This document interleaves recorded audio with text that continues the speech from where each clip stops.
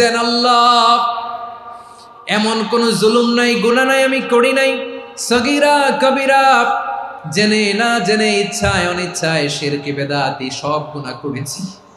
আল্লাহ, আকাশের নিচে জমিনের উপরে আমার চেয়ে বড় গুনাহগার আর কেউ নাই।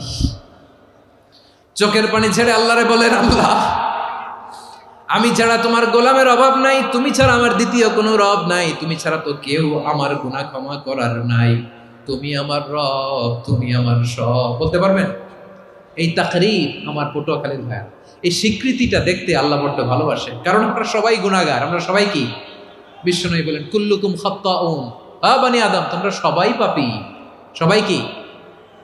সবাই পাপী। আমরা সবাই পাপী। আপন পাপের বাটখারা দিয়ে অন্যের পাপ মাপি। আমরা যে পাপী এটা ভাবতে মনে চায় না কারো, খালি অন্যের পাপ দেখি আমরা, এটা ভুল। ওর এই পাপ, ও পাপী, ও জালেম, ও জাহান্নামী, এরকম একটা টেন্ডেন্সি।